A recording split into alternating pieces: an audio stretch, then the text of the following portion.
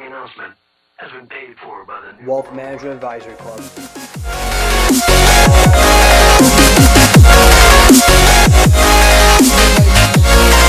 Advisory Club, Jack Mitchell here. Welcome you back to another exciting WMA Club meeting. Before I send you guys off to our awesome meeting you guys are about to watch today, a couple announcements on our end as always. First of all, I just want to say from the bottom of my heart and from everyone here at WMA Club, I'd like to wish you all a happy and healthy Valentine's Day.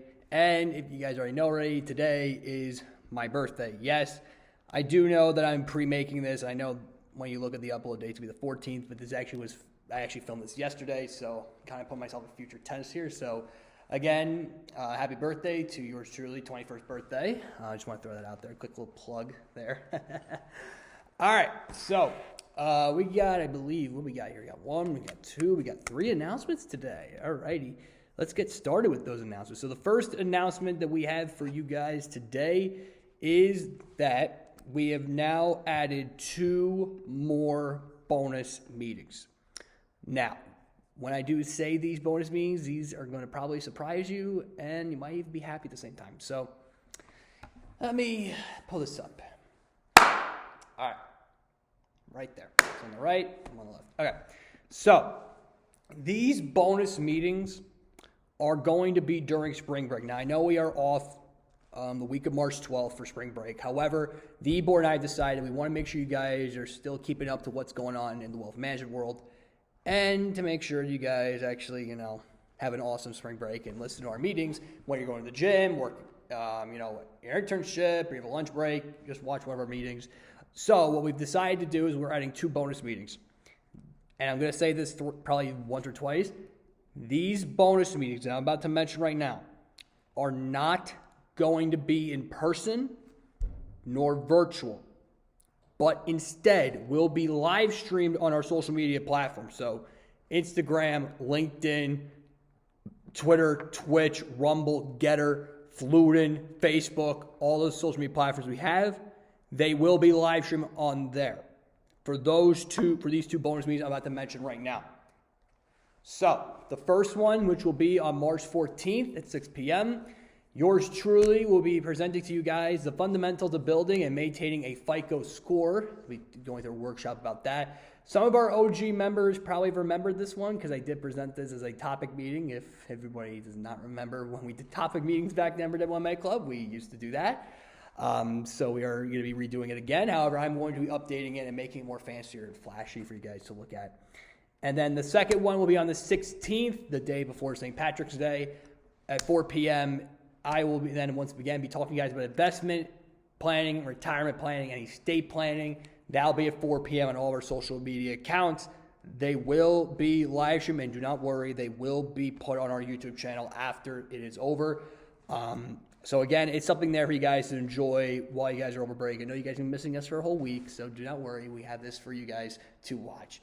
So that's the first thing. The second thing, we have finally, after weeks of building this up, we are able to announce the date for the FDU Pitch to the 23 competition that we are co-hosting with the Rothman Institute once again for the second year in a row. And that is going to be on March 10th.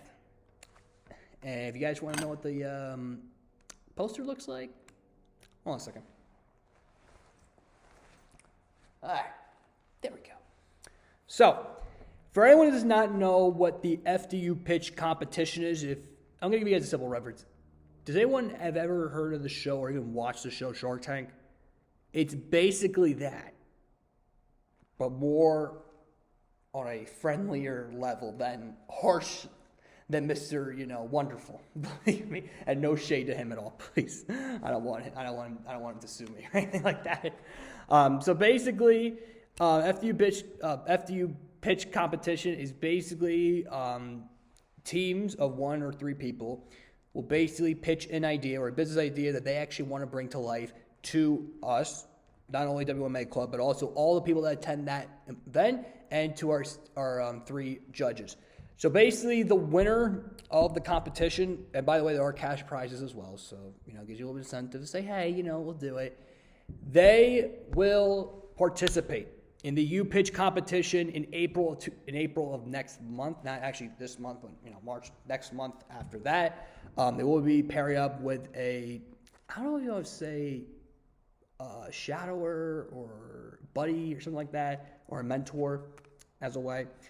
But just to go over the rules of competitions real quickly, teams, like I said earlier, consist of 1 to 3 members, and team members can be undergraduate students of any major. So we've actually did last year, we co-hosted. We have had majors that are entrepreneurship majors, or marketing majors, or accounting majors, finance majors. So any majors are applicable for this, any.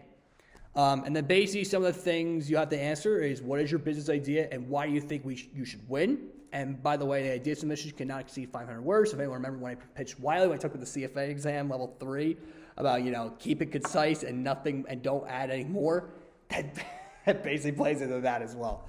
Who are your customers and who are your competitors, and that's stuff to keep in mind. The clarity of your idea, how persuasive your idea is, how innovative your idea is, and then finally the social impact of your product or service. And then the key dates to know: Friday, February 24th will be the final day to submit your business idea, and then Friday, March 10th will be the day of the annual competition. Now, I know some of you are probably like, wait, don't you mean the 8th? Well, if you noticed on the FDU Silberman website, unfortunately, yes, they did mess up the date, because March 8th is actually on a Wednesday, not on a Friday. March 10th is on a Friday. If you think I'm lying, look at the calendar for this year. It's right there, black and white, people. So we did edit it on there. So again, we're giving you guys the accurate information. We're not giving you guys false information, obviously. I hope you guys are able to participate in this competition. I hope you guys are able to enjoy yourselves. You'll be able to see me and my e-board. And I am making this announcement now that I am officially entering the FDU Pitch 2023 competition. And yes, I will be pitching Buddy to the FDU Pitch judges. And funny enough, I believe I remember last year's winner.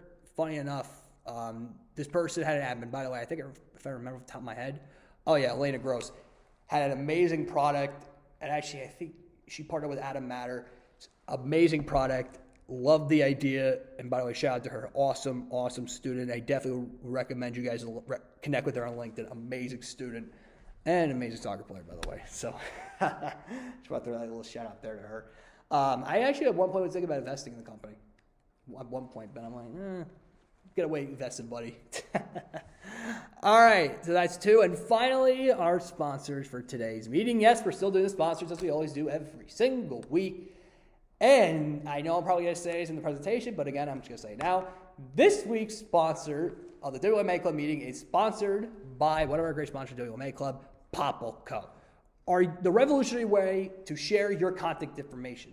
Are you tired of fumbling around for a business card or fidgeting with your phone to exchange contact information? Say goodbye to those awkward moments and hello to Popple Co. Popple Co is a digital business card that allows you to easily share your contact information with just a tap. Simply attach your Popple to the back of your phone or basically any other products they do offer, and anyone with a smartphone, Android or iOS, can tap to instantly access your content details, social media profiles, and even payment options. Popple Co is the perfect for networking events, which, by the way, we are going to having a career fair, which we are co-hosting with FDU Silberman and the Career Center next Thursday. I think you guys should all do that. I'm probably going to say that in the presentation a couple times, so again, sorry. Event conferences and even everyday encounters. It's fast, seamless, and environmentally friendly. No more wasted paper or plastic.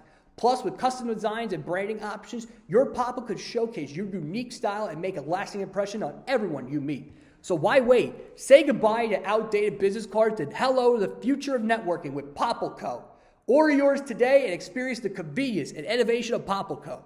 So, if you go to our link in the description, our link tree, or go to our club's website and go to our sponsors page, and if you click on the link, if you don't do that, if you use promo code JackMitchell20, you will receive 20% off your order from Popple Co. Thanks to yours truly, WMA Club and Popple Co. Again, thank Popple Co for being today's sponsor. Just to throw a little plug there, these are some of the products you can get. Basically, this is a 24-karat gold business card right here. So, yeah, this is literally 24-karat gold, guys. This is literally legit 24-karat gold. All right, so obviously I want to also just say a disclaimer. This is the longest meeting we've ever had in WMA Club history, and yes, even as I am still doing editing and post-editing, this is legit the longest meeting we've ever done. I apologize for that. We have a lot of stuff to talk about, which thankfully I was able to get through all that. And even before I let you guys go to the meeting, I just want to say, from all of us here at WMA Club, we want to send our condolences to those who lost their lives in the Turkey and Syria attacks, and also those who lost their lives in the Michigan State shooting on Monday. We deeply, send our condolences to you guys, and we hope we can all look at this and move on from it, and hopefully look towards a brighter, better future, and we can all treat each other the way that we all want to be treated. And just one quote I usually think my father would tell me in life, be the best version of yourself every single day. I think that's what we all need to do in life. So shout out to my father for that one. But if you guys are ready, I know I am most certainly ready. Let's get you guys to the meeting.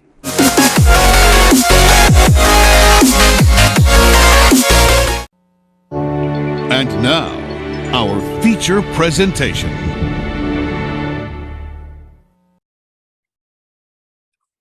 Hey everybody, welcome back to another Wealth Management Advisory Club. Before we begin, make sure all the members are here. Open the door, that's happening here. All right, so first of all, happy Valentine's Day to everybody. And also, if anyone's not looking at our social media pages, yes, today is my 21st birthday. Yes, I decided I'm going to be spending it with you guys here tonight, going over some very, very important topics I think you guys all should know. So this meeting is actually going to be very different. It's not going to be one speaker, but it's actually going to be two mini meetings combined to one big meeting. So what I mean by that is this. So in the first half, we're going to talk about tax preparation. It's something that me and the e-board thought about, and we were thinking, and actually I got to shout out to our awesome advisor, Professor Koza, for actually coming up with this idea, because in life, I feel like everyone needs to know how to prepare their own taxes, right? And funny enough, I'm actually interning at WITHM, and my professor, who is my tax professor this semester, actually works at WITHM. So I was actually able to bounce off ideas off of him. What should I present?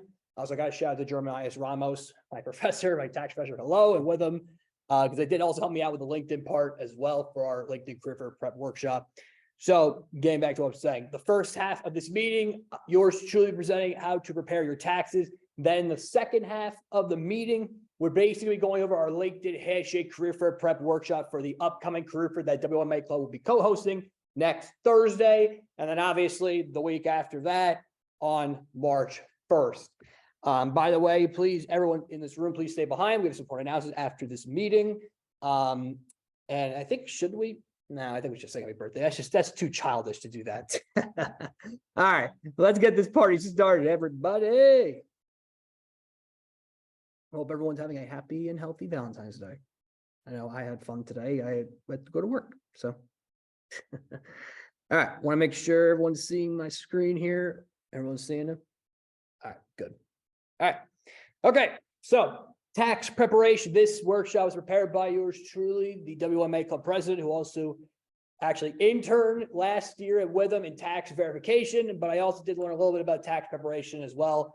On top of that, actually, I'm actually taking an accounting tax class, so actually this helped me out a lot.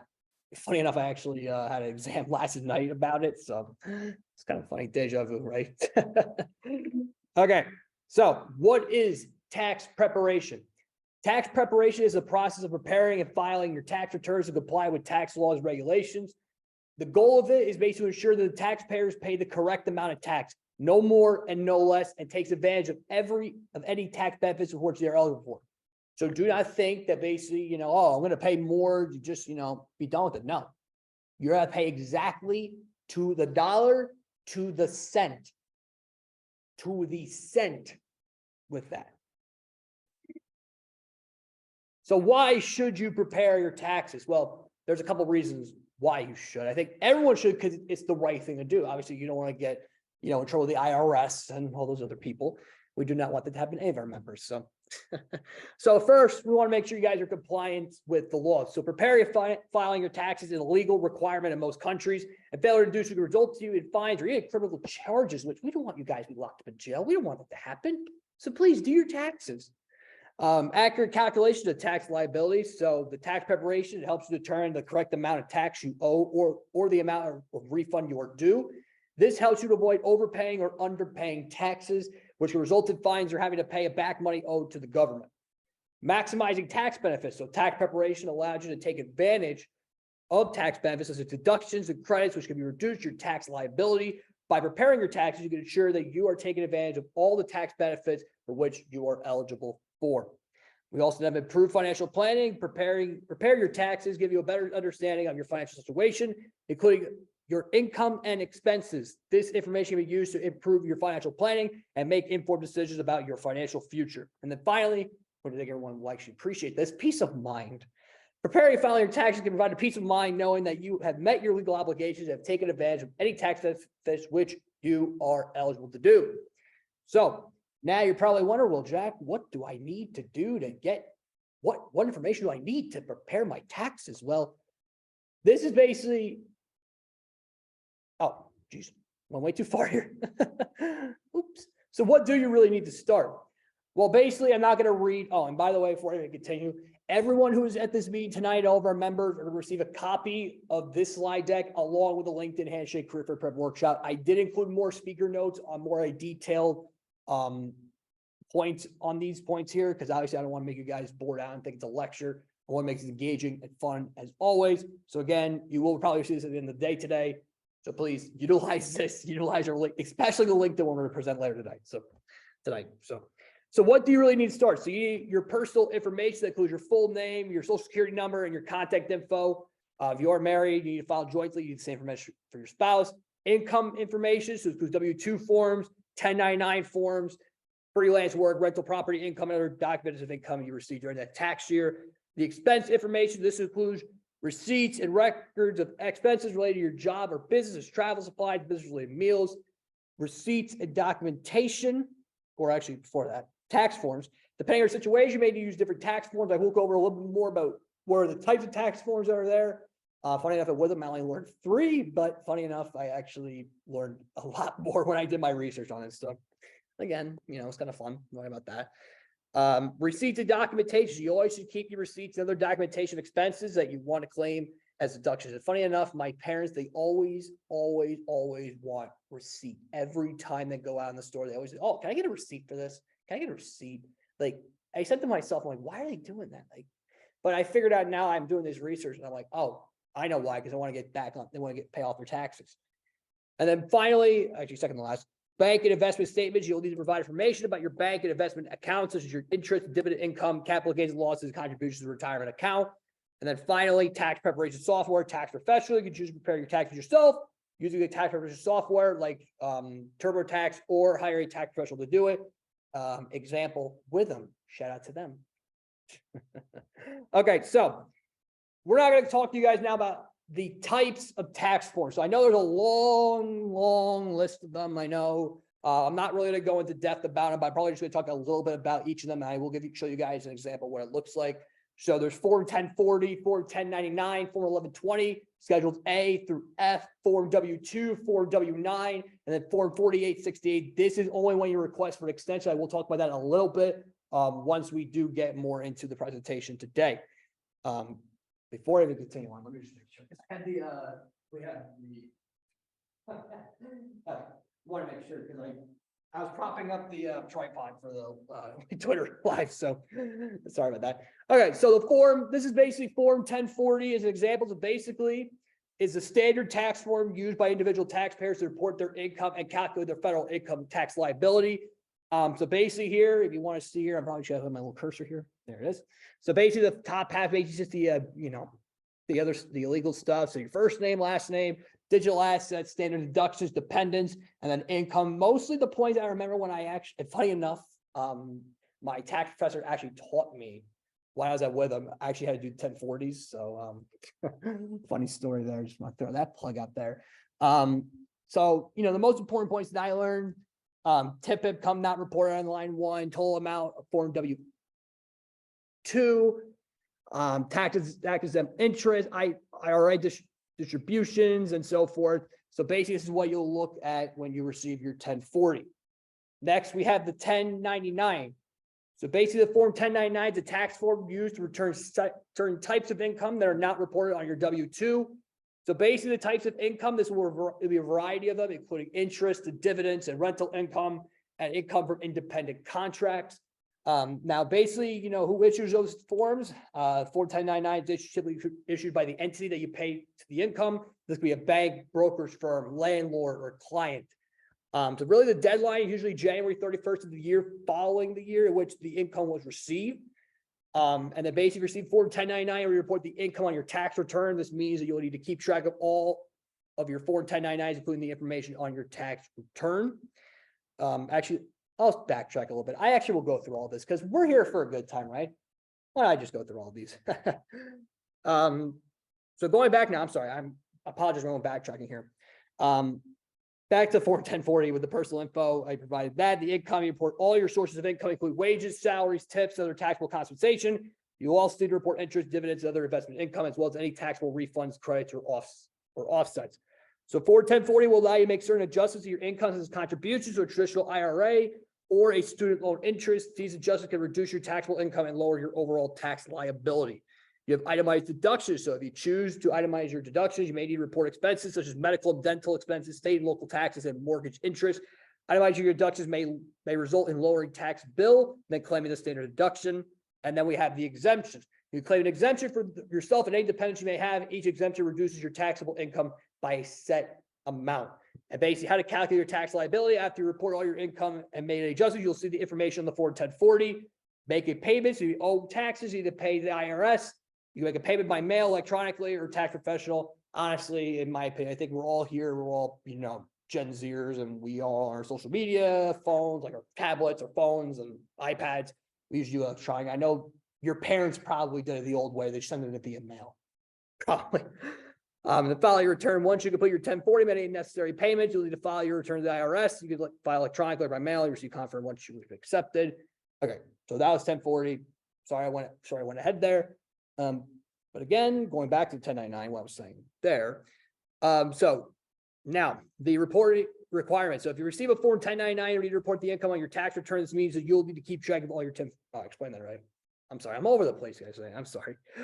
So really it is important to make sure the information in your Form 1099 is accurate. If there's a mistake, you need to contact the issuer to have them corrected. And I've always heard this like so much in the accounting field, like everything has to be accurate. You cannot mess up one bit. And funny enough, I put that into play when I had my internship at Deloitte. So, I was very, very, cautious of my work. I always triple checked it, quadruple checked it, make sure everything was accurate, correct. So it actually was, something that just came on the fly right there. So penalties for failure to report. So if you fail to report your income that was reported on the Form 1099, you may be subject to penalties and interest charges, and also keeping records. You keep a copy of all Form 1099s in case you refer them to need them in the future. So now we have a Form 1120. So this is the standard tax form used by corporations to report their income and calculate their federal income tax liability. So basically, I just said that over there, but continuing on, you'll provide their business information. So the corporation, its name, the taxpayer identification number, and the dates of its tax year. You'll need to report your corporation's gross receipt and sales, as well as other income received, your cost of goods sold, if your corporation does involve COGS, which abbreviation is cost of goods sold, for anyone who does not know that. You report the cost of those goods as well. Deductions. Yes, there are still deductions on here. You report all your corporation's deductions, including business expenses, depreciation, and contributions to employee benefit plans. You have your tax credits, which basically your corporation may be eligible for certain tax credits, such as the research and development credit, the low income housing credit, and others. I will probably explain that as we keep going on with this presentation. And then calculating your tax liability after you report all your corporation's income and deductions. You'll use the information in the Form 1120 to calculate your tax liability. So we'll involve using tax tables or a tax calculation worksheet to determine the amount of tax you owe. And then making a payment is basically the same thing, like I said, and it's basically the same thing as with every single form I've mentioned to you guys. So again, I'm not going to repeat myself again. And then filing your return, make sure you do that. Now, if within the 1140, the 1099s and the 1040s, there are schedules. There are schedules A, B, C, D, E, and F. I'm going to go through all of them and basically talk about a little bit about each of them, but not going way, way too in depth. So to start off, the first letter of the alphabet be A. So Schedule A is the first one up to go here. So Schedule A is a tax form used to itemize deductions for an individual who chooses to take advantage of this option instead of taking the standard deduction. So basically, the eligibility in order to itemize your deduction, you must have sufficient itemized deductions that exceed the standard deduction amount. So charitable contributions, you can deduct those that you made during the tax year. So this includes cash, donations, as well as contributions to the property, such as clothing, household goods, or vehicles. Then you have state and local taxes, so you can deduct those state and local income sales and property taxes you paid during the tax year. For mortgage interest, if you owe a home, you can deduct the mortgage interest that you paid during the tax year. Then the medical expenses, you can deduct medical and dental expenses that you paid during the tax year as long as they exceed the 7.5% of your adjusted gross income, or AGI. Then we have limitations. These are limits on the account. There are limits on the account of some itemized deductions that you can claim, such as the cap on the amount of the state and local taxes you can deduct. But you keep your records, it's the same spiel. I'm not going to really, but actually I will go over that actually as well. Some of the examples of keeping records for Schedule A, so include receipts, canceled checks, and other documentation in case you're being audited by the IRS. And then choose between itemized and taking the standard deductions. So you need to compare your itemized deductions to standard deductions to determine which option provides the greater tax benefit. So again, please just don't choose either one because you feel like, oh, I feel like this is a better one. Do your work, figure it out. Don't just be lazy. Don't do that. So Schedule B, I don't know why my MacBook's acting all up on me today. So let me make sure I move you around here. So I'm look. All right. Yeah, right here. All right. So we have Schedule B, which is a tax form used to report interest and dividend income for individuals. So basically, if there are foreign accounts, so if you have a foreign bank account, so let's say you have an account in Mexico or in the United Kingdom or in Germany, which, by the way, one of our sponsors in WMA Club is Wise. Yes, we are going to feature them in a future meeting, but not this one, obviously, which allows you to open up multiple bank accounts. So you may be required to report the interest and dividends received from those accounts on Schedule B. So also we have reporting thresholds. So you only need to report interest and dividend income if the total amount received during the tax year is over $1,500. Now you have taxable interest. So most interest income is taxable, although there are a few exemptions such as interest form tax-free bonds.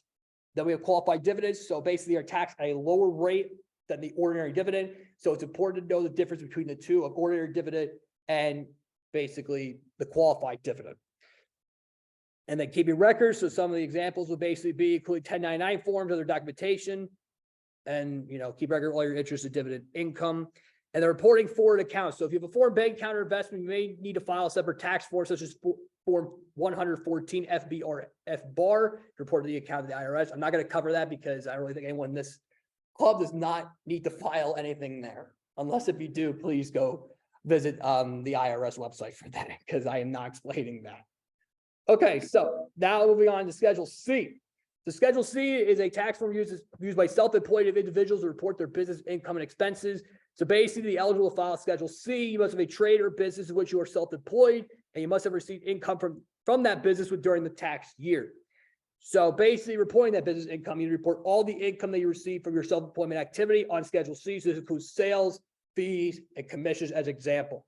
You also can deduct business expenses. So basically, you can deduct them that are necessary and ordinary for your trade or business.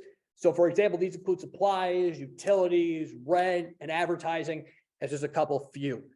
And then we have depreciation. So you could also claim depreciation on business assets such as equipment, vehicles, and property. I'm going to talk about now home office deduction. So if you use a portion of your home for your business, you may be able to claim a home office deduction. And then basically keeping records, for example, for this one, basically receipts, invoice, bank statements, and then calculate your net profit and loss. So after subtracting your business expenses from your business income, you can calculate your net profits or loss, which should be reported on Schedule C right over here. And then self-employment tax. So if you have a net profit from your business, you need to pay a self-employment tax, which covers your Social Security and Medicare taxes. So now we move on to Schedule D. So basically, this Schedule D is used to report capital gains and losses from sale of investments such as stocks and bonds and mutual funds. So there are two concepts out there called short-term and long-term capital gains. So the tax treatment of capital gains depends on how long you held the investment before selling it. So short-term capital gains, which are forms of investments held for 1 year or less, are taxed as ordinary income, while long-term capital gains, which are from, oh God, I'm in a meeting right now. I apologize for that. I actually, funny enough, actually at the time I was born with 620, so people were kind of calling me up and doing this. So I apologize that people were trying to do that. So where was it? Oh yes, long-term capital gains, which are from investments held for more than 1 year, are taxed at a lower rate. So we also reported capital gains and losses. So you report all your capital gains and losses on Schedule D, which include the date of purchase, the date of sale, and the sales price. We're also now talking about cost basis, how to calculate that. So the cost basis of investment is the original price that you paid for it, plus any other costs, such as the commissions and fees you'll need to calculate the cost basis in order to determine your capital gain or losses. Now, also talk about now the wash sale rules. The wash sale rule, this allows a loss on the sale of a security if the same security is purchased within 30 days before or after the sale. Now we talk about netting capital gains and losses. So if you have both capital gains and losses, you need to net them together to determine your overall capital gain or loss for the tax year. Tax extra capital gains. So capital gains are taxed at different rates. Depending on your tax bracket and the type of investment, it is important to be aware of these different tax rates when determining your tax liability. And then basic key records, for this Schedule D, you want to make sure you have your broker statements and your other documentation, and also report all your capital gains and losses on there. Now we move on to Schedule E. So Schedule E is used to report income or loss from rental properties, royalties, or passive activities. So talk about rental income now. So if you receive rental income from a property, you'll need to report this income onto Schedule E. You'll also need to report any expenses related to the property, such as property management fees, insurance, repairs, and depreciation. Speaking of royalties, if you receive income from royalties, such as a patent or a copyright, so if you know those like logos that have like the copyright, they have like the C and they have like a circle on it, as an example, what it would be, you'll need to report the income on Schedule E. Passive activity. So if you have income from a passive business activity, such as investment in a limited partnership, you'll need to report that also on Schedule E. If you have a loss on a past activity, such as rental property, you may be limited in the amount of loss you could claim, depending on your level of involvement in activity. So if you're not involved a lot, you basically don't have to report that much. But if you are heavily involved in it, then yeah, you're going to report mostly everything there. So if you have a rental property, you need to calculate depreciation of the property each year and report it on the Schedule E. And then keeping records. So this one basically would be rental income expenses, as well as records of any past business activities in case you're audited by the IRS. Finally, the last schedule. Yes, I know I kept saying schedule. It's going to get in my head now all night. It's Schedule F. So basically, it's a tax form used to report income and expenses from farming activities. So this one I'm going to tell you guys right now is the rarest one you're going to see. I have never, in my professional career, I've ever seen. I never even had to file a Schedule F ever. And I think my professor even would tell me that, because he even told me that nobody would even file that. But you never know, anything can happen. So just to talk about Schedule F, again, it is reporting income and expenses from farming activities. So reporting farm income, if you have income from farming activities, you'll need to report this income on the schedule. This includes income from the sale of crops, livestock, and other agricultural products. And then reporting farming expenses, you'll also need to report any expenses related to your farming activities, such as feed and seeds costs, labor, and machinery expenses. Depreciation of machine or equipment that you use in your farming activities. You may be able to claim depreciation on these items, which can reduce your tax liability.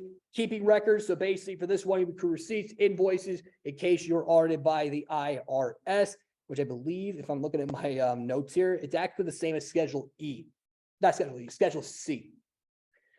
One more thing I will note here for special tax rules for farmers. There are special tax rules and deductions available to farmers, such as the deduction for farm machinery and equipment and the Section 179 expense election. It is important to be aware of these rules and deductions when preparing your tax return. So these are all the schedules for Schedules A through F. The last two documents I will go over are Form W-2. So basically, this form is used to report your wage and salary income to employees in the IRS. Funny enough, I have seen these things a lot when I did my tax verification shipment with them. I legit would go in there. I would make sure that the numbers matched up and everything was correct. And I would see these bad boys every single day when I go in there, the shirt prep. So it's nice to see that again, actually. So reporting wages. So the Form W-2 reports the total amount of wages and salaries paid to the employee during the year, as well as any federal, state, and local taxes withheld from the employee pay. You have Social Security and Medicare taxes. The Form W-2 also reports the amount of Social Security and Medicare taxes withheld from the employer's pay during the year. We also have retirement plan contributions. The employer participates in a retirement plan, such as a 401k or a pension plan. The amount of contributions made by the employee and the employer during the year will be reported on the Form W-2. Other deductions. So basically, it also may report other deductions taken from the employee's pay, such as pre-tax health, insurance contributions, flexible spending account contributions, and wage garnishments. And then verifying accuracy is important to verify that the information in your Form W-2 is accurate, including your name and everything there. So if you see here, your name, your EIN, and for some people that don't know what EIN, that's an employee identification number, and then also Social Security number. So make sure you look at this, triple check it, make sure you have everything there. because we do not want you guys to get trouble with the IRS. We do not want that to happen. So using Form W-2 to prepare your tax returns, so you'll need to use it when preparing it, as the information on the Form W-2 is to calculate your federal and state income tax liability. The last one being the Form W-9. So this one is a form used by individuals or businesses to provide their taxpayer identification to their TIN and certification to requesters, such as banks or payers of income. So the tax identifier number, so basically doesn't require you to provide that, which can be your social security number if you're an individual, or your employer EIN, your employer identification number, if you're in a business. So there's certificates, certification. So Form W-9 includes certifications that you are not subject to backup withholding, and that you are a U.S. person. It's important to carefully read and understand the certifications before signing up for Form W-9. So basically that is part 2 right here. Partners, sole proprietors. If you are a sole proprietor or a single member LLC, you should provide your social security number on Form W-9. For partnerships with disregarded entities, you should provide your employer identification number on Form W-9. Corporations, if you are a corporation, you should provide your employer identification number on Form W-9. And the requester's obligations, the requester must use the information provided in Form W-9 to prepare an accurate information return, such as Form 1099 MICS, that basically stands for Form 1099 miscellaneous. If the requester knowingly uses information, they'd be subject to penalties. So before I move on, does anyone have any questions about any of the forms I went over right now? Schedules, any of them? Once, twice, thrice? All right, I guess I'm doing my job right then. All right, moving on. So we're going to talk about now knowing your filing status. So your filing status is an important factor in determining your tax liability and the tax forms you'll need to use. There are 5 different filing statuses to choose when preparing your taxes. So there's singles, basically if you're not married, do not a qualifying dependent. Married, filing jointly. So if you're married, you and your spouse can choose to file a joint tax return. This often results in a lower tax liability, could simplify the tax preparation process. Then there's married filing separately. If you're married, you and your spouse could choose to file separate tax returns. This can be a good option if one spouse has a large amount of income or deductions. The head of the household. If you're unmarried and you have a qualified dependent as a child, you may be able to file as the head of the household. This status often results in a lower tax liability than filing a single. And then finally, qualifying widower with dependent child. If you are a widow or a widower with dependent child, you may be able to use this filing status for 2 years after the year in which your spouse passed away. So it's important to carefully consider your filing status when you prepare your taxes, as it can have a significant impact on your tax liability. If you're unsure which status to choose, consider seeking advice from a tax professional or using tax preparation software. So for example, for myself, since basically I do not have a qualifying dependent, and basically I'm not dating anybody, I basically would file under single, which I am right now.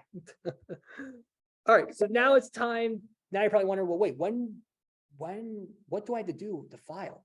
So the deadline for filing federal tax returns in the United States is April 15th each year, as you've probably heard of tax day.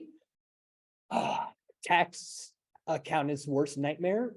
Believe me, I went through one of them. It was brutal, but we made it out alive. So, however, there are several factors to consider when deciding to file your tax returns. So the availability of form information, the refund, life changes, self-employment, and extensions. So if you're waiting for certain forms of information to be sent to you, such as a W-2 from your employer, it may make sense to wait until you have everything you need before you file your taxes.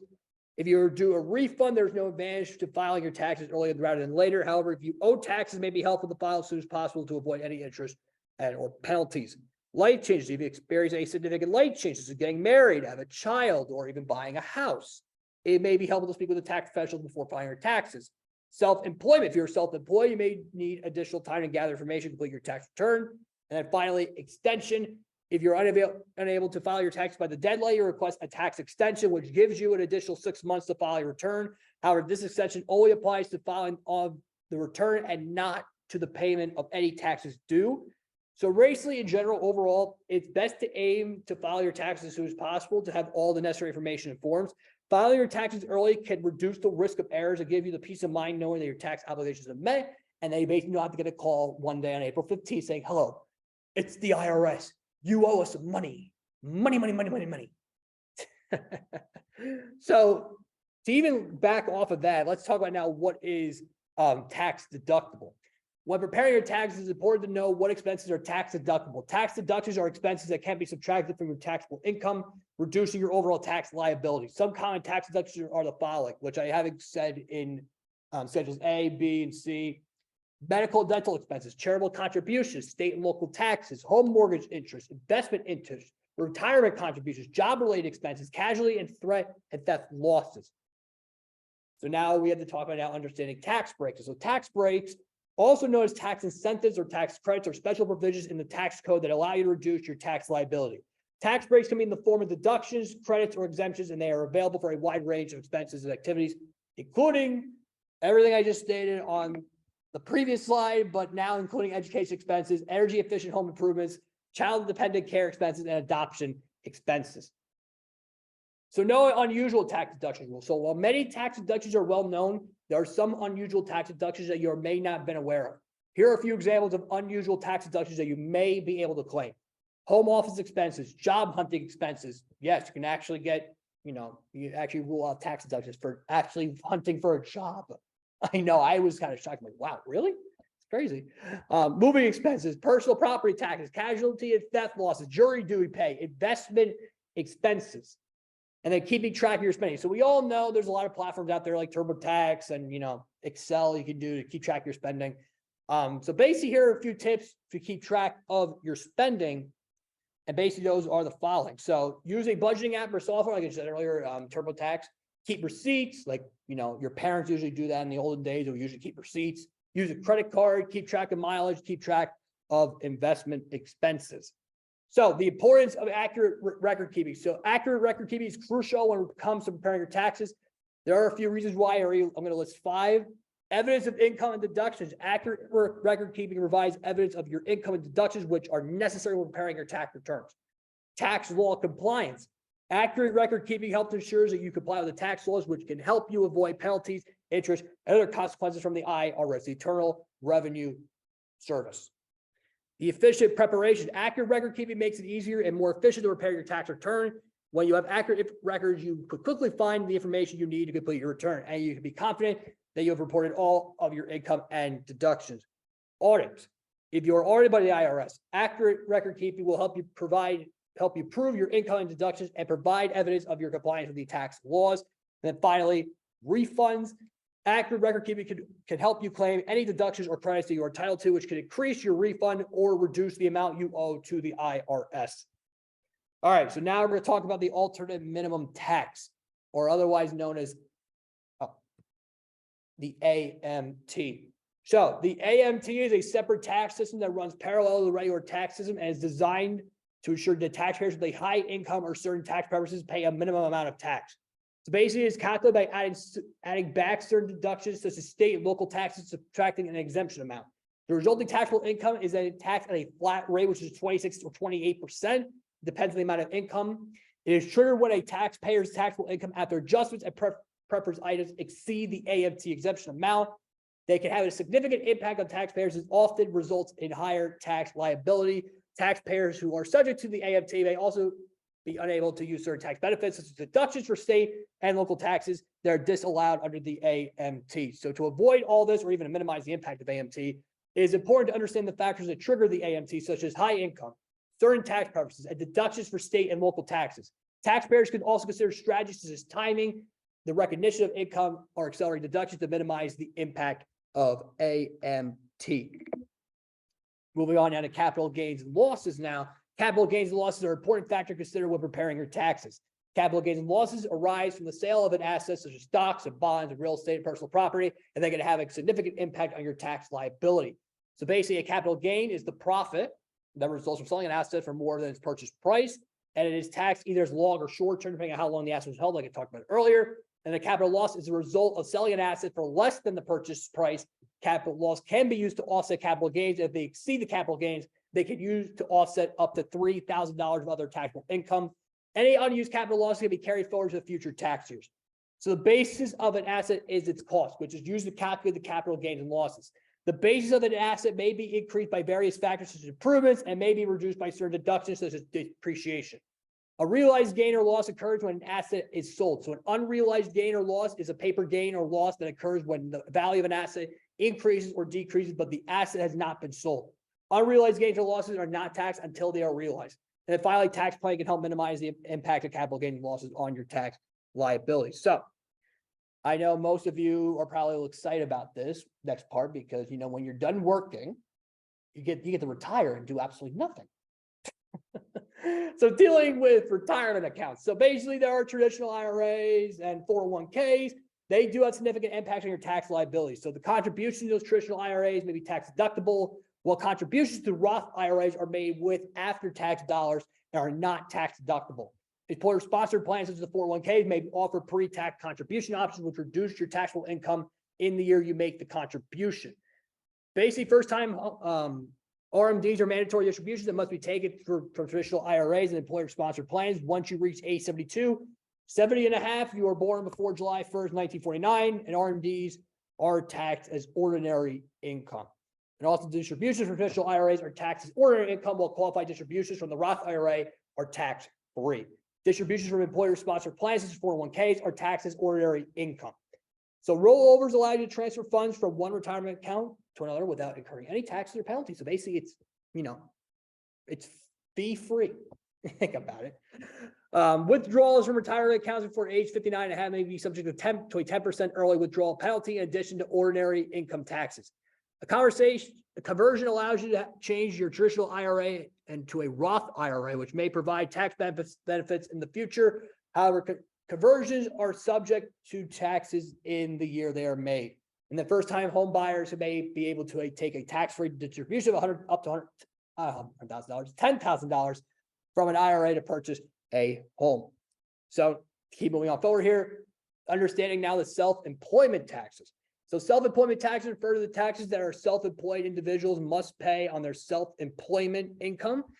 If you are self-employed, it's important to understand the self-employment tax you may be required. So the self-employment tax rate for 2023 is 15.3%, which includes both the employer and the employee portions of the Social Security and Medicare taxes. You deduct half of your self-employment tax on your tax return as an adjustment to income. This reduces your taxable income and therefore your overall tax liability. Self-employment income must be reported under Schedule C, so Form 1040, if you have a sole proprietorship, or Schedule E, if you have a partnership or an independent contractor. So I'm going to talk about now a little bit more about the home office deduction. I did talk about this a little bit, but to be eligible for this, you must regularly use a portion of your home exclusive for your business purposes. This means that the space must be used for business and not personal purposes. And basically, the amount of the home deduction is based on the percentage of the home that is used for your business purposes. For example, if your home office takes up about 10% of the total square footage of your home, you could deduct 10% of the certain home related expenses, such as mortgage, interest, property taxes, and insurance. And there are limits to the home office deductions, and it may not be available to individuals who are employees and do not operate under a home-based business. So, for example, basically anyone doing work virtually, you wouldn't be able to do that because you're basically working from home. You couldn't do that. All right, so I'm not really going to go over the child dependent care tax. You guys can read that later, but what I will talk about is the tax deadlines. So it is important to be aware of the tax deadlines, avoid penalties and interest charges. Here are some important deadlines to keep in mind. January 1st, which is the start of the tax year. April 15th, which is the deadline to filing your federal income tax returns for individuals. June 15th, the deadline for filing a tax extension for individuals. September 15th, the deadline for individuals will be granted a tax extension. I will talk about that actually in 2 slides. Then September 5th, the next year, January 15th, the deadline for individuals to make an estimated tax payment for the previous tax year. February 28th, which is actually very, very soon. The deadline for businesses to file W-2 forms in the Social Security Administration. Then March 15th, the deadline for corporations to file their federal tax returns. So to file an extension. So basically, I talked about this earlier. I'm going to talk about this now more in depth, just more simplified. Filing an extension allows taxpayers to request additional time to file their tax returns. An extension gives individuals an extra 6 months to file, but it does not extend the time to pay any taxes owed. So basically, these are 4 steps. I did go more in depth on the speaker notes slides. You guys are able to look at when this meeting's over. So you have to complete Form 4868, submit that form, pay any taxes owed, and then file your tax return by the extended deadline. For anyone who's wondering what is Form 4868, that is basically what it is. Again, I'm not going to go over all of it again, but it is right there. I did put the speaker notes there. So basically, you have your identification part, and they have part 2, which is your individual income tax. So the estimate of total tax liability, your total payment, the balance due, and the amount you're paying. And then check here if you're out of the country. And then if you filed Form 1040 NR. So obviously in life, we all make mistakes, and there are some common mistakes that people do when filing their taxes, which include the following: incorrect social security number, math errors, incorrect filing statuses, neglecting to sign or date return, forgetting to include all income, missing deductions. I could keep going on and on, even neglecting to report gambling winnings. Like, believe me, I just even learned that today. I'm like, wow, like that's freaking crazy. So avoiding scams, or more preferably in this case, tax scams. We do not want anyone to get scammed out of money. Believe me, we don't want that to happen to anyone at all. So ways to avoid that basically is don't trust unsolicited calls. Don't click on suspicious emails when they're spam. Don't trust them.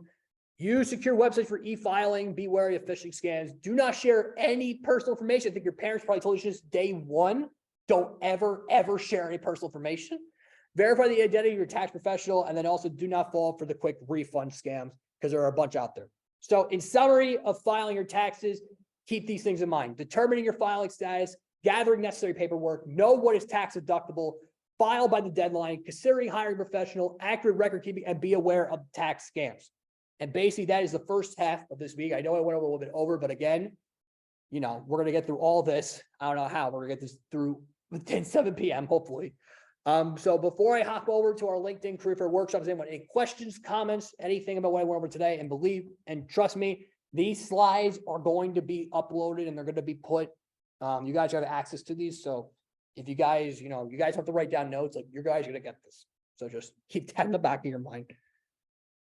All right then. So now we're moving to the fun one, the LinkedIn Career Fair Prep Workshop. So the reason why we're doing this is because if you do not know, and I believe you probably should have known already, we here at WMA Club will be co-hosting 2 career fairs, one next week and one on March 1st. So basically the virtual recruiting handshake fair.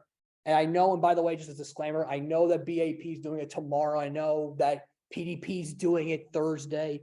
I get that. But again, coming from me, where I now have seen from an employer standpoint and from a student's perspective on how, how these things go. And believe me, I've attended like 1,000 career fairs, probably maybe around 100, 200. I met like thousands of students, and I know how this goes because I work in Buddy. So shout out to Buddy, by the way. They're not sponsored, but I just like to say that I work for them. So let me pull these up here. All right. So again, if this is your first meeting, please scan this QR code to fill the sign-up sheet so you add your emailing list or go to our website. Basically, you guys have a couple seconds on there. All right.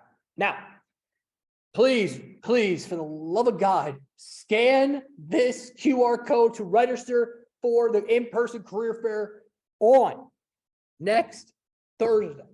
And by the way, for everyone's wondering, for our WMA Club members, yes, we are still going to have a meeting on that day, but it will be at 4 to 5 p.m. It will not be during 2 to 5. Absolutely not. We want you guys to go and enjoy yourselves and also go hang out with these employers, but then also come back and hang out with us when we bring in valid financial advisors. So again, just want to throw that plug in there for next week's meeting. That's going to be on Thursday, not this coming Thursday, but the following Thursday. All right. And then also make sure you scan this QR code to register for the virtual recruiting event on March 1st. This will be on Handshake as well. I think the previous one I mentioned, that will not be on Handshake.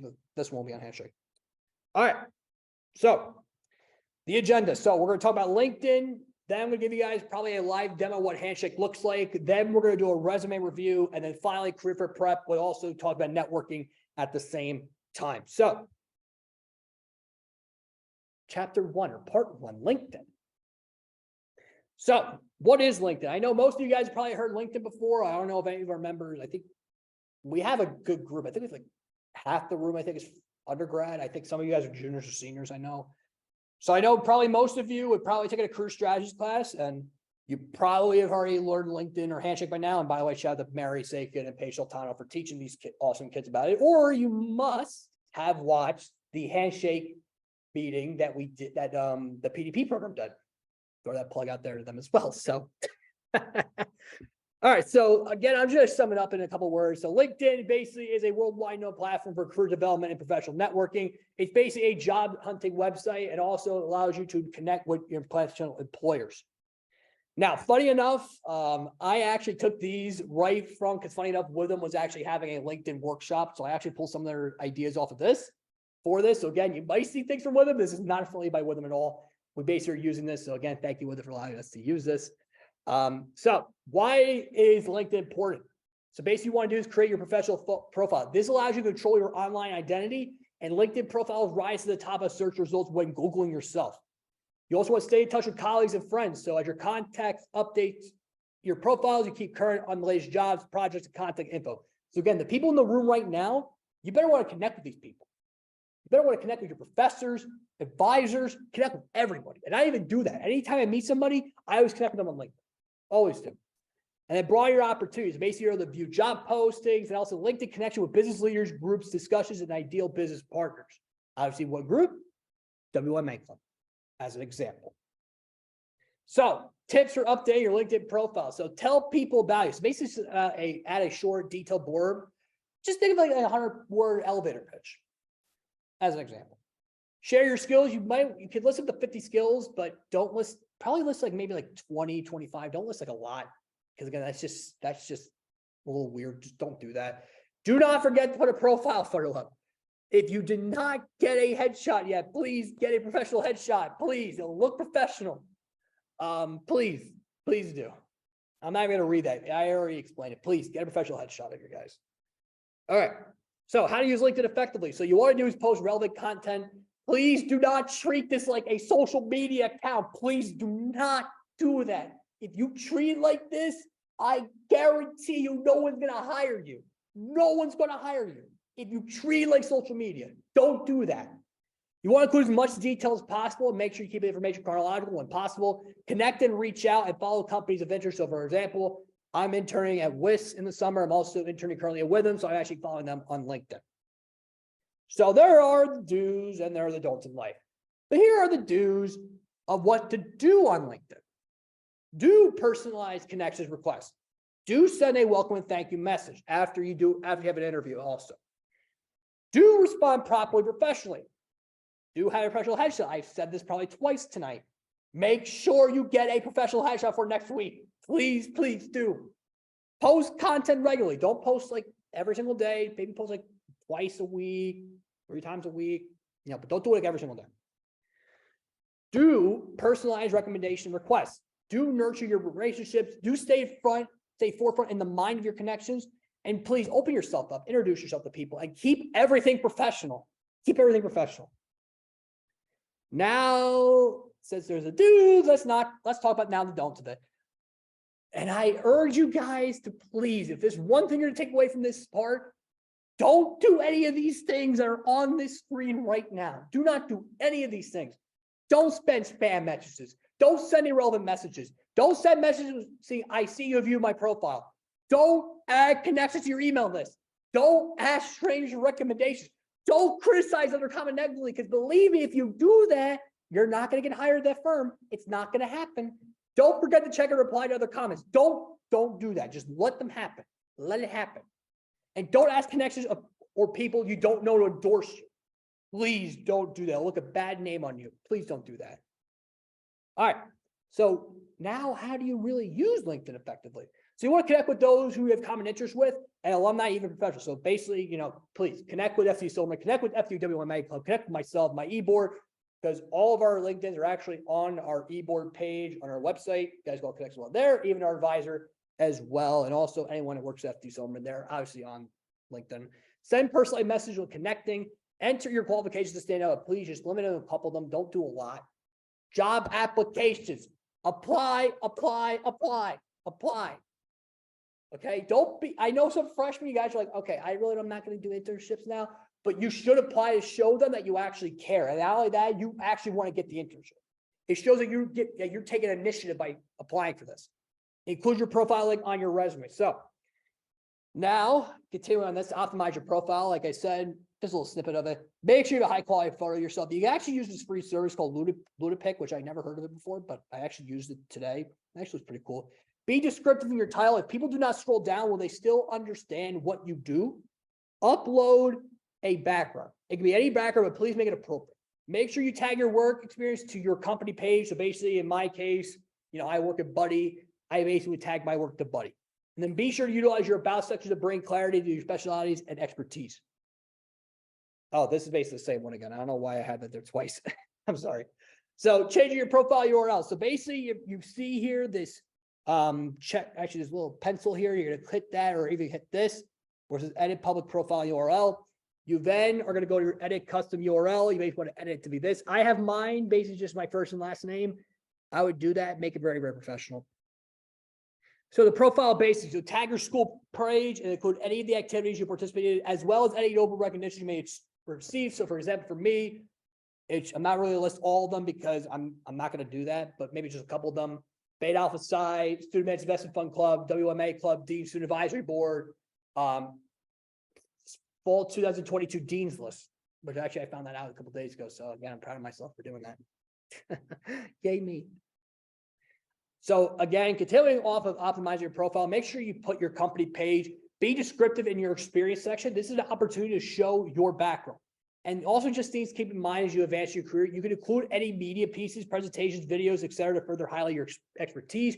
You can also list prior positions to show your career progression. So like at Buddy, I was campus ambassador, and then I became director of the program, then I became COO. So based like that as an example. So the skills and expertise section, the basics is another chance to be found and enhance your profile. So search for different areas of expertise so friends and colleagues can also endorse you for specific areas. Also want to add honors and awards. Don't forget the educational and recreational recognitions.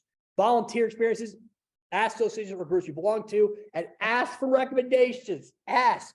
It could be your favorite accounting or finance professor. It could be Mary Sakin or Pat Wire, Paige Talent. Heck, it could be Dean Pierre Balthazar or anyone you meet in the professional world. Anybody. Just listen to the examples, obviously.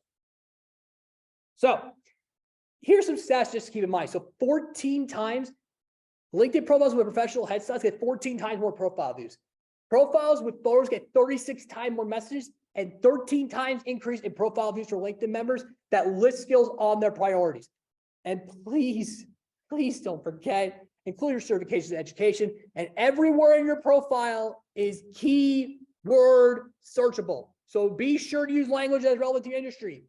Yes, all of you guys are here tonight. You have the power to control your online identity, which I'm also going to say, watch what you post on social media. Watch what you post on there, because you don't know if an employer is going to look you up. And believe me, they do this all the time, because my mother actually, works at a high school. She tells me these stories all the time. They would look somebody up on Google. They would look at an Instagram page like, oh, this person's drinking alcohol when they're, doing stupid shit. So please watch what you post and watch what you say. All right. Using LinkedIn to network in a hybrid world. So why is this important? So nearly 59% of the global population is now active on social media. Hence we are, because we use all these social media platforms, Getter, Rumble, all these other great platforms out there, just to name an example there. Nearly 83% of the working professionals use social media for work-related communication. 80% of decision makers say social media plays an influential role in their research determining what company they like to go and work for. So even just to continue on that point, LinkedIn is repeatedly voted the most trusted social platform. Build a brand that shows you have the tools and expertise to solve clients' problems. If you can be completely accessible and accountable, you can work through people's layers. And no more incomplete profiles. And please make sure your profile is complete. Please do that. And don't build them as a resume for recruiters. You speak your connections and your unique voices. Something to keep in mind, 4 out of 5 LinkedIn members drive business decisions. Multi-threading. Win rates go up by 20% when you have 4 or more connections within an organization. This is particularly important as we are seeing an increase of people changing jobs and roles. And personalize your outreach to provide custom insights, obviously. So here are the 5 most important things when building a network. Obviously, your personal brand. I already talked about this already, and I'm not going to really go over it again. Kind of repetitive. Having childlike curiosity. Basically, have the power to ask why. Why are people feeling the way that they're feeling? Be open to new ideas and learning. Finding your voice. Don't talk to your audience like they are dollar signs. Share and build trust. Develop a business relationship. Be real and avoid corporate jargon. The law of reciprocity. People feel compelled to return the favor. If your connections express an interest in something, send them a helpful insight on that with no expectation of return. And maintenance. Relationships require nurture. Stay on top of your communications. Even after the deal is closed, or even if you're interested in something, you never get brought back, still connect with them. Still do. Don't just say, oh, I'm not going to connect with them again because I didn't get brought back for this internship. Don't do that. Don't do that ever. So connect with your connections. Obviously, you hear a couple examples of how they do this. I know they actually went over this during WITHM's trainings, actually one of their webinars. So just going to show you guys that a little bit. What you're up to, personalize your post. So here's some actually fun stats here. Strength award posts without selfie, they actually get less views, but when you post it with a selfie, you get more views when doing that. As the old saying goes, I know if anyone watched our previous meetings we've had in the past when I spoke to us about Wiley, the old saying goes, numbers never lie. And that is true in this statement right there. That is true. So go to an event, make sure, to use your connections that you know. Obviously, if you're going to an event, let's say if you're going to WMA Club, you want to take pictures, you can take pictures. You can post them on your LinkedIn page. Just saying, example. And share your successes and tag those who helped you along the way. So basically, I would suggest you guys, like at the end of your internship, I would say, okay, today's my last day of my internship. I want to thank these people who helped me along the way. Something like that. As an example, what you would do. And also share your successes. Remember, tagging the company and any of the individuals you mentioned will encourage those accounts to celebrate with you. So tips and best practices when posting. So when you tag somebody, that the person company receives a notification, which increases the chance that they will engage with the post. That's basically the benefit, including a caption tagging companies and individuals. Captions that can help call out an audience so that people understand that the article applies to them. Post captions are also keyword searchable. So again, I already said it already, but I'm not going to say it again. But additional things keep in mind, please be educational. Create content, don't be a friggin' commercial. And it's okay to share a personality. In person, we use humor to break the ice, but on LinkedIn, we're so serious. There's only one of you. Leverage your unique story communication style, humor, and be consistent with all your LinkedIn posts. Be consistent. Now, there is something actually something I never even learned about, but I actually found out today. Social selling index. So if you actually want to use this, you can. I don't know if it's free for FDU. I don't know. So I'm not throwing a plug out there for them. So again, if you want to do this, you can. I'm not going to really explain because I think FDU does not have this. So I'm not going to explain it, but you guys can learn about that in the prior slide. So examples of professional LinkedIn profiles, basically, we already showed you guys a couple of them. So I'm not really going to go through this because basically this is actually recycled from last semester's career fair prep. So I'm not going to really go through that again. Handshake, because we are in the interest of time and I don't really want to rush this. If you guys want to do, please go listen to the handshake video that PDP program did. Also watch last year's because I went through a full detailed one on how that works.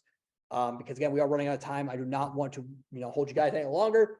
So again, I apologize if we're not going to go over handshake, but you guys should probably know by now how to use it. Unless if you're a freshman, then, you come see me, we can do a private session about that. Okay, resume review. So resume basics, self-evaluate, evaluate all your past experiences, include internships, coursework, projects, part-time volunteer work, extracurricular activities. List transferable skills that can be used in any occupation. As an example, interpersonal communication, leadership, and organizational skills. Oh, else I had the meeting. Okay. Oh no. All right. So your resume is one of the most important pieces of the job search. Employers take on average 10 seconds to review your resume for the first time. Resumes do not get the job. They get the interview. So don't think you have a great resume, you're going to get the job. It's you getting one step closer to the job because the interview is the most important part. So resume do. So make sure you keep your resume to one page. Grad students and more experienced professionals may be longer. Use easy to read fonts like Times New Roman. I obviously will do Times New Roman, obviously. I think it's most professional doing that. Font size should be 10 to 12 point. Margin should be 5.5 and 1.0. Resume should be printed in black ink only. Make sure all your information is 100% accurate and truthful because believe me, you don't want to put stuff on there that you actually do not do. Resume should be updated regularly, including info, example, phone numbers, work experience, and you may create different resumes for different positions and career interests. I haven't done that before. Like even when I apply for campus ambassador programs, I only have a sole resume geared toward campus ambassador programs. I really don't do that anymore, but back in the day I used it. So the don'ts. Don't include any personal information. I'm probably not going to say it again. It's there. Do not use pre-made resume templates. They can be difficult to update and change. And please don't use pronouns anywhere in your resume. So no I, no my, not, nada, zilch, zero, none of that. And here are some powerful verbs that you can use when doing your resume. I'm going to let you guys look at that. Probably you can pause the video and just look at that. But again, in the interest of time, we're going to move on. So now I'm going to show you guys some sample resumes. So here is basically some sample resumes here. So you see these sample resumes have clear margins, have a good balance of text and white space. The font size and style makes it easy to read and follow. Make note of the select text that is bolded and italicized in order to show emphasis. Points of emphasis. So here's an example of a great resume. And yes, since it was my birthday, I'm like, you know what? Why not just feature my resume? So this is basically, I know this is not an updated resume, but this was actually not the most recent one, but the previous resume I had up there. You see everything's fit to one page, everything I explained on the slide and what you have to do, I did that here. So for every good resume, unfortunately, there's a bad resume. And here's that bad resume. Yeah, that. Geez, even if I even looked at this resume, I'm like, no. Because funny enough, as me being director of the CA program at one point at Buddy, I actually looked through resumes. I actually looked through thousands of applicants. And I would only look through the resume. I always see, okay, did they actually put effort into it? Did they actually do the right thing? Did they actually, gave it, what about it?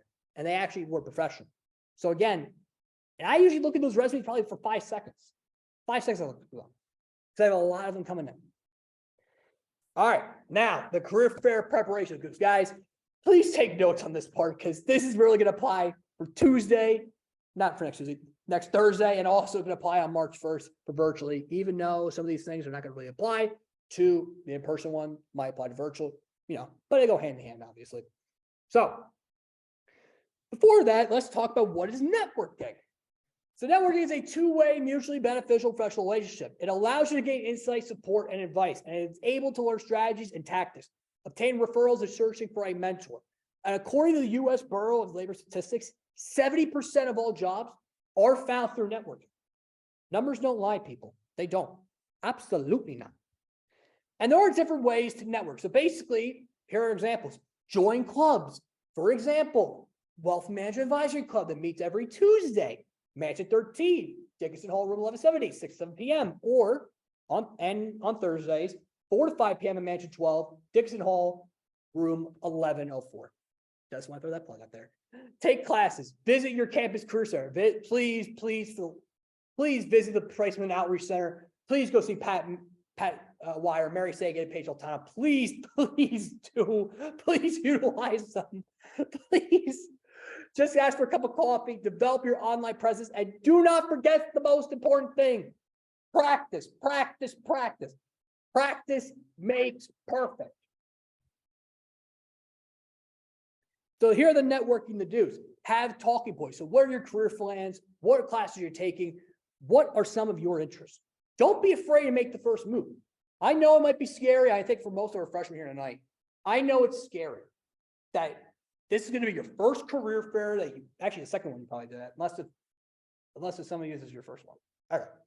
So I know it's scary. It's going to be your first one, but honestly, I would just say, you know what? Just go there, make that first move, make the first move, introduce yourself, and that shows them that you actually are known. You're not waiting around for them to come to you. You're going to them, and you want to ask thoughtful questions about themselves, and just be you. Don't be anybody else but yourself. Just like your LinkedIn presence, be your authentic self is the most important and powerful thing to do when doing networking, and also be engaged. What you hear is just as important as what you say. Be sure to listen to express interest in what other people are saying. And on top of that, offer to help them. Relationships are a two-way street. When you connect with somebody, you want to show that you just don't need something from them. Offer help before looking for value in return. Follow-up emails, guys and girls. I don't know how many times I've heard stories where people have gone on internships and actually applied for internships. They have the interview and they do not follow up. Please, please follow up with a follow-up email. If you do not know what to do with that, look it up on Google. Go to Pat and Mary or Paige, please, or even ask me because I know how to do that. Please don't make a stupid mistake.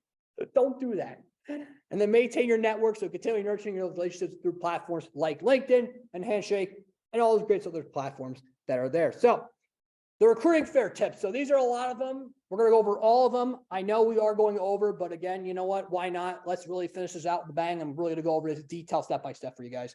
And I apologize for some of you guys. I'm holding you guys off. I apologize. But again, this is really important. I want to make sure you guys get the best possible information available. So when you do go to the career fair next week, you're going to put your best foot forward, obviously. So first thing we're going to talk about is prepare.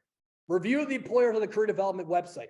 Spend time getting some background on organizations that interest you. Then you can ask focused questions. This impresses representatives because it shows genuine interest in them. So I would honestly do probably, maybe the week before the career fair, go on Handshake, go on the links they gave you guys and look at the employers that are there. Look who's going to be attending it. What internship opportunities they have often. Do your research. Do your homework. I know I say that. I know you guys are probably turned off by it because, it's, do homework. But really, do your homework on these companies. Really do. Rest. Your company research should be complete. So be sure to get a good night rest the evening before the fair. Please do. Please do. Professional dress is key. First impressions are very important. And I'm going to say this once. Dress professional. Do not go to that career fair next Thursday in sweatpants and a t-shirt. Pretend that this is the real deal. Pretend that you're going to an in-person interview. Heck, in this room right now, if you actually get out of this room, make the left, there is a career fair closet. Utilize that. The clothes in there are free. They're free. Free. So, as an example of attire for business professionals, events, and interviews, this is basically what to wear on the left and basically what not to wear on the right. So please wear what's on the left. Don't wear on the right. Just a little wear the white. Bring many copies of your resume. This really applies to in-person career fairs, not really much for the virtual one. So please bring enough resumes for the employers you intend to meet with, plus 20 more. Make sure there are no errors. Use resume paper. So honestly, utilize what we talked about earlier a couple of minutes ago about resume review.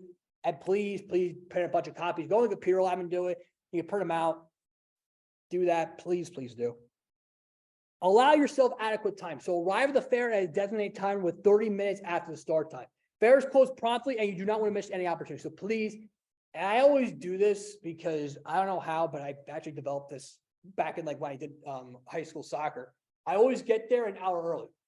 I'm not saying you guys get there an hour early. Get there 30 minutes early. Get there 30 minutes early so you actually get first dibs at who's there. Prioritize employers. You may have a little time to speak to employers because many of their students may be interested in the same company, so budget your time wisely. This isn't really the case with the virtual career fairs because they do a lot of the time slots, but in person, you really want to prioritize. Really want to. Have a game plan. See what I just did there? Game plan. The game plan. Dwayne "The Rock" Johnson actually started that movie. I actually watched that. It was on Disney Channel. I think one time I watched it. It was a funny movie. Take a few minutes when you arrive to review the location directory of the employers. You can look at the employers you're most interested in and see if any lines are building up. You may want to start there. So again, I don't know. I think for the virtual one, they do have a list of employers and the time slots that are open. But for the in-person one, I would get there an hour or 30 minutes early and scope out the place and then go to the employers you actually want to, talk to. And explore other options. There may be employers who were added at the last minute. Explore those same as well. When you have seen all the companies you set out to meet, visit the other ones. There may be hidden opportunities there. And also it's a great networking tool. You never know what's going to happen unless you try. Introductions. This is kind of the biggest thing. Often offer the recruiter a firm handshake and introduce yourself. So please, you better have a strong hand grip, not a soft one, but a strong hand grip.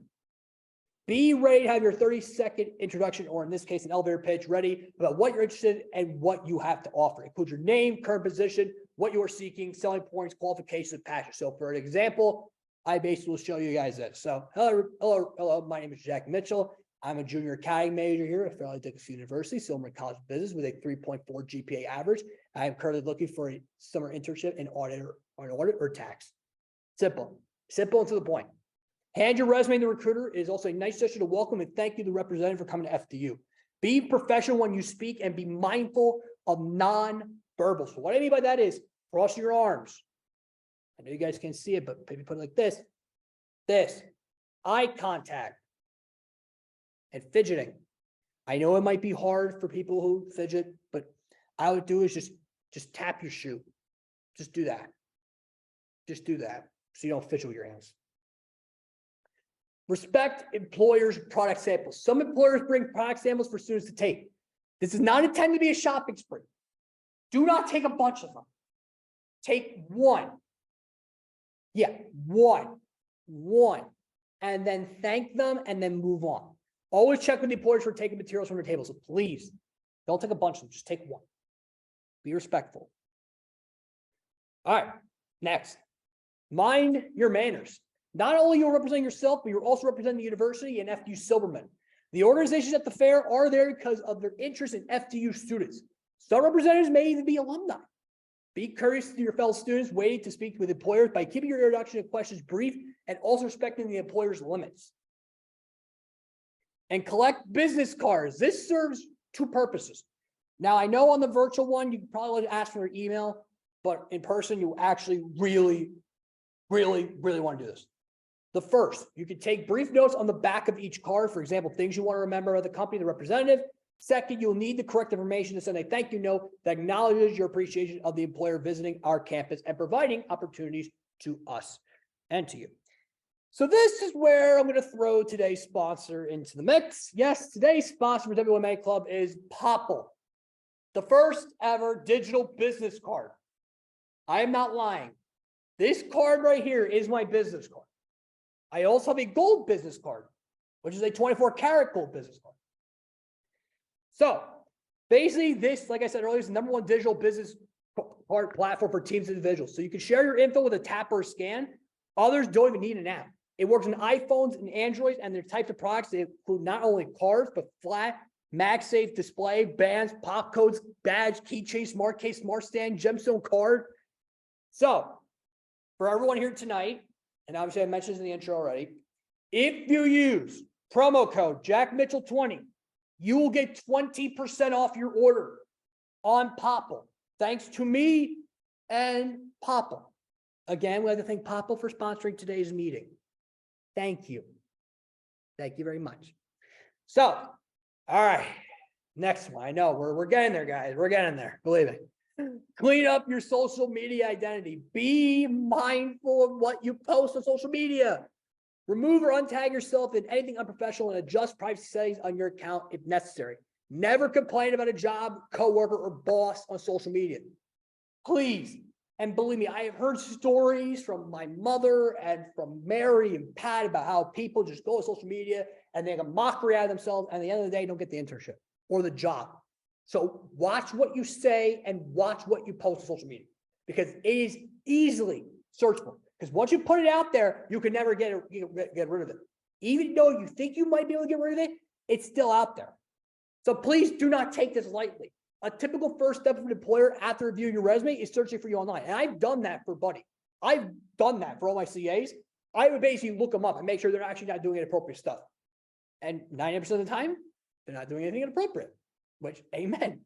And search yourself on Google, including the image search, to see what comes up in the results page. Even add on to that, you put a great deal of effort to make your resume look and sound perfect. So for the love of God, do not harm your chances of getting an interview with an unprofessional content on social media. Watch what you post on social media, guys. Watch. finally, actually, second to last thing, follow-up email. Follow up via email or LinkedIn, mention something specific that you talked about and thank them for the time to speak to you. And finally, yes, I know we're at the end, we're almost at the end.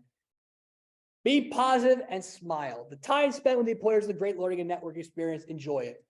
As Mary Sakin has probably said to every one of you kids in this room, and I know she probably said this a billion times, I really think she should trademark this one day. I want to turn your cameras and turn and you see your smiling faces. Always smile.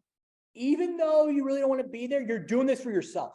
So smile and be positive, because positivity is the key to success. All right. Finally, does anyone have any questions on way over tonight? LinkedIn, career fair prep, handshake. I know we went over handshake, but I think you guys could probably watch the meeting that PDP program did, and also watch last semester's one, because I definitely went over it more in depth. But does anyone have any questions or comments about that? Going once, twice. Looks like I did my job right tonight, guys, I guess. All right. So our contact info, obviously, I'm not gonna have you is LinkedIn, like link trees there, Instagram, YouTube, email. Obviously, if anyone wants to be added to our group mate, it's right there.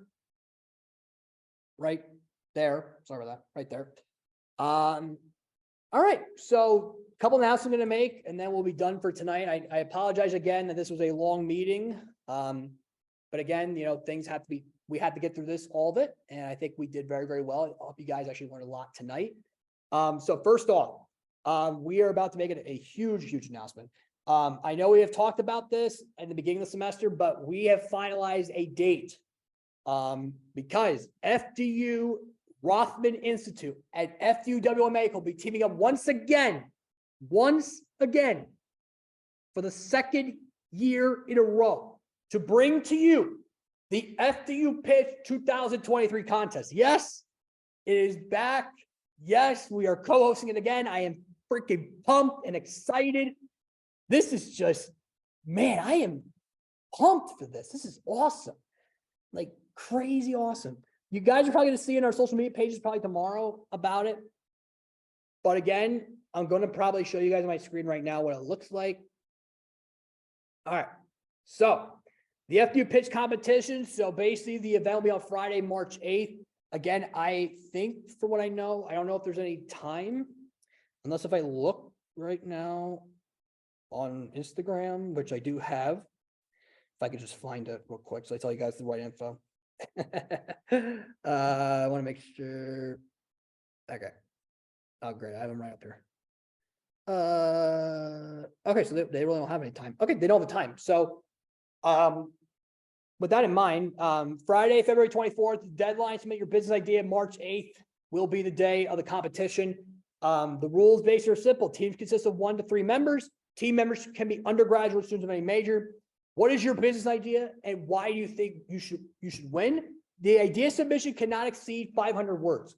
Who are your customers? Who are your competitors? Criteria to keep in mind when writing your business idea. The clarity of the idea, how persuasive your idea is, how innovative your idea is, and the social impact of your product or service.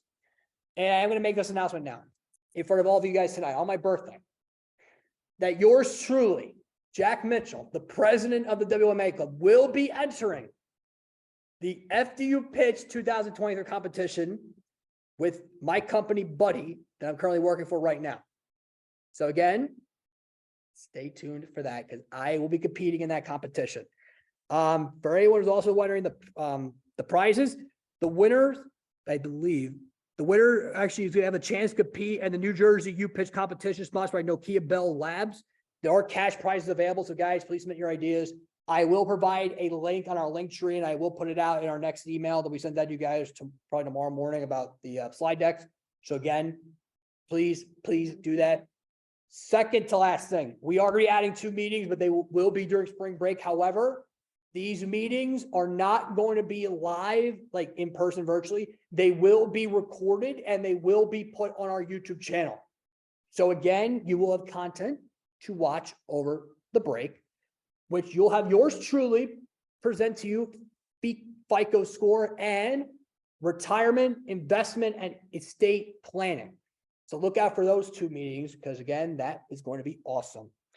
And then finally, again, I do not have PDP points because I don't know if we are still doing them. I just don't know. I still have to talk to them about it. But again, whenever I find out, I find out.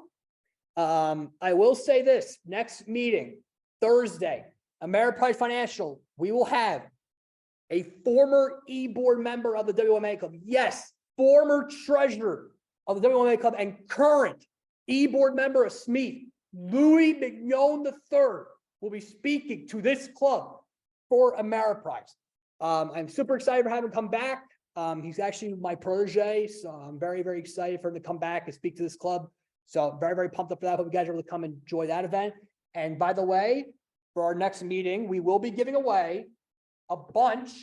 I will say to anyone who asks any questions during the meeting, we will be giving away a free Fleet Invest tote bag. Yes, if anyone attended earlier today, we had our crossover meeting with SMEEF.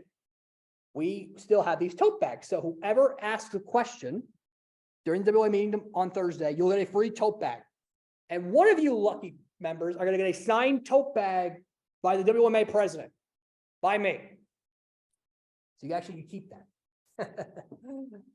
Okay, so is there any final comments or thoughts for anybody before we end this and we can finally all go home? You guys can all enjoy your Valentine's Days and all that stuff. Once, twice, thrice. All right, so again, thank you guys so much. I know it was a long meeting. I really, really do appreciate it. Enjoy the rest of your Valentine's Day. Happy birthday to myself. I just want to say one quick shout out. I want to thank my friends and family for always being there for me, from the good days to the bad days. Thank you guys so much. I cannot wait to see what the rest of my first, 21 brings to me. And again, thank you guys so much for being at this meeting. We'll see you guys all on Thursday.